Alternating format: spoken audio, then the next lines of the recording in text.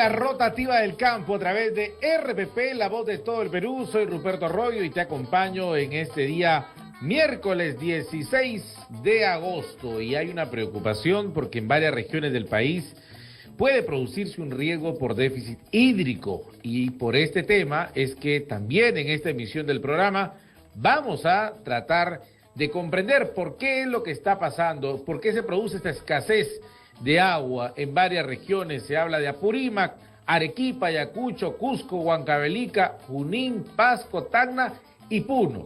Vamos a conversar con la directora de Acuafondo, y es Mariela Sánchez, para comprender un poco la dimensión del problema al que se avecina. Mariela, ¿cómo está? Un gusto saludarla, bienvenida al programa, muy buenos días. ¿Cómo estás, Ruperto? Muy buenos días. Gracias por su atención, y también es importante recibir información relacionada a este tema que involucra a mucha gente de varias regiones del país. A ver, primero tendríamos que preguntar ¿por qué es que está a punto de suceder esto? ¿Por qué es un riesgo inminente el déficit hídrico en nuestro país? Bueno, Ruperto, el déficit hídrico es algo que se ha venido anunciando desde hace algún tiempo, porque una de las razones principales, sobre todo para nuestro país y otros países del mundo, es el tema del cambio climático, ¿no? El cambio climático que, bueno, ahora vemos, ¿no? Los que estamos en una ciudad como Lima, que no hemos tenido invierno, y en sí, lo que trae son cambios como lo del fenómeno del Niño, que a las ciudades costeras tiene lluvias, precipitaciones altas, y que también genera sequías en otras partes del país, como tú lo has mencionado en la introducción, como por ejemplo en la sierra, ¿no? En Cusco, en Puno, en Pasco, en Junín, en fin, donde por el contrario no llueve como debería llover, las lluvias que han pasado no han sido suficientes, entonces la tierra no se puede nutrir, no hay un proceso de infiltración, las empresas prestadoras de agua, de servicios de saneamiento y agua, tienen menos agua que tratar o para tratar en las poblaciones, ¿no? Pero además de todas las ciudades que has mencionado, digamos, se dejó de mencionar Lima, y Lima concentra 1/3 de la población a nivel nacional y es una ciudad en la que también estamos en riesgo, digamos, sobre todo porque concentra aproximadamente el 50% del PBI se genera en esta ciudad, ¿no? O sea, está, digamos, toda la producción. Claro, ¿y ese riesgo hasta qué nivel puede llegar? ¿Podemos quedarnos sin agua? ¿Eso es literalmente lo que puede pasar? Es decir, ¿no hay lo suficiente en los caudales de los ríos? Sí, el país, nuestro país, es el 8º país con más agua en el mundo. Pero nosotros tenemos cuencas hidrográficas diferentes, y la cuenca que está más poblada es la cuenca del Pacífico, es decir, en toda la costa donde se concentra la mayor cantidad de la población. Entonces ahora, cuando tenemos menos agua y tenemos una población que va creciendo, ¿no? Sí tenemos un riesgo de que en algún momento la demanda por el agua supere la oferta, es decir, no va a alcanzar el agua definitivamente.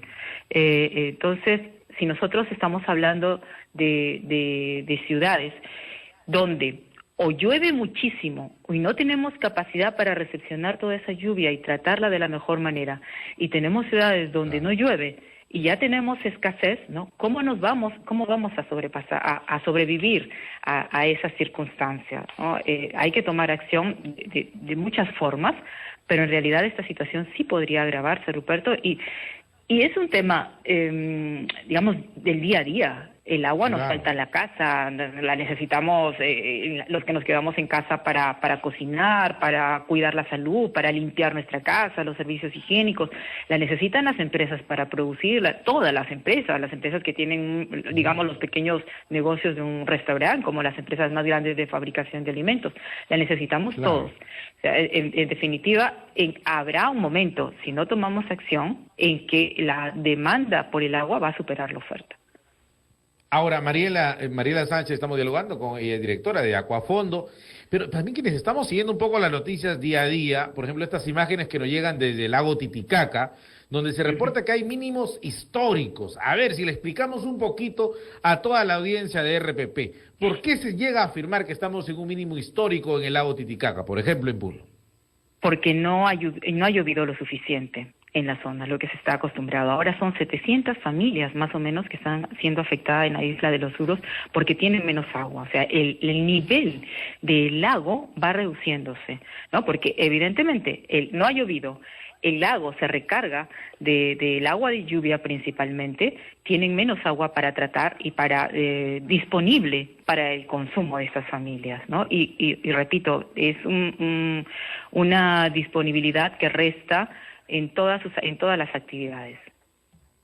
Ahora, y a comparación de fenómenos del Niño que ya hemos soportado como el 98, el 2017, ¿hemos llegado a estos mismos niveles de esos mínimos históricos o esta vez es mucho más crítico?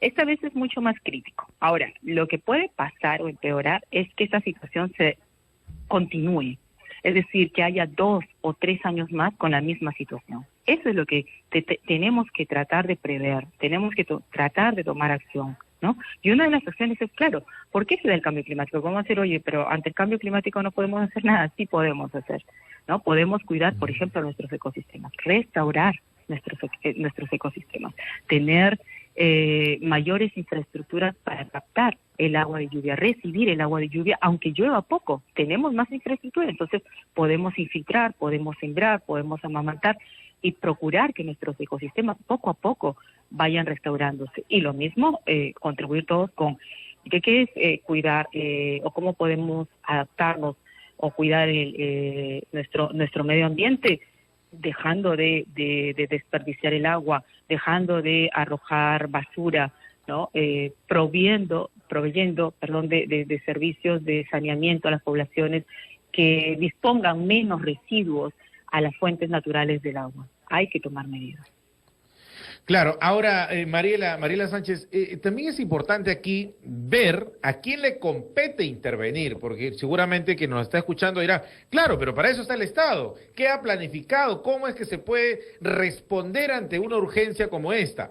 A ver, ¿a quién le podemos decir? Aquí hay responsables, hay funcionarios que tienen que intervenir y que tienen que adoptar y dar tranquilidad también de una u otra manera a la población para comprometerla. ¿A quién le corresponde intervenir directamente? ¿Qué nos puede decir Mariela? Definitivamente el Estado es quien tiene que velar por estos servicios. Ahora, esto no es una novedad, o sea, se ha tenido que prever, se han tenido que tomar acciones desde hace mucho tiempo, porque entendamos que las acciones del Estado no se dan de un día a otro, los proyectos no se ejecutan de forma rápida. Hay todo un Claro, pero a nivel operativo, ¿a qué organismo le corresponde, digamos, intervenir acá, liderar este proceso para mitigar el impacto? Ahora, las empresas prestadoras de servicios, es decir, por ejemplo, para el caso de Cusco, Sedacusco o Sedapal, en el caso de Lima, son las empresas que tienen una recaudación, el 1% de su recaudación son fondos que deberían invertirse en mecanismos de retribución por servicios ecosistémicos y que podrían mejorar las condiciones para tener más agua. Ese es uno, pero también tenemos otras infraestructuras que involucran más construcción, que también tienen que hacerla las empresas prestadoras de servicios. Esa es, digamos, la responsabilidad primaria. Luego la responsabilidad pasa por todos, incluyendo la empresa privada, que también son empresas que consumen, o sea, son consumidores del agua y que tienen que generar más agua a las ciudades. Correcto. Mi estimada Mariela Sánchez, directora de Acuafondo, creo que este tema vamos a seguirlo abordando, pero desde ya te agradecemos por esta respuesta también al llamado de RPP, porque hay que tomar conciencia para mitigar los impactos que puede traer este déficit del riesgo o de falta de agua, ¿no? Este déficit hídrico que tenemos en varias regiones del país. Mariela Sánchez, muchas gracias por atendernos, muy amable, seguiremos en diálogo y aquí estamos advertidos todos, ¿ah? Esta falta de agua nos va a afectar directamente, tarde o temprano, pero hay que tomar acciones y hay que estar atentos para exigir a que esto ocurra a la brevedad. Muchas gracias, muy amable, tenemos que ir a la pausa. Vamos a regresar con más aquí en esta edición de La Rotativa del Campo de RPP, la voz de todo el Perú.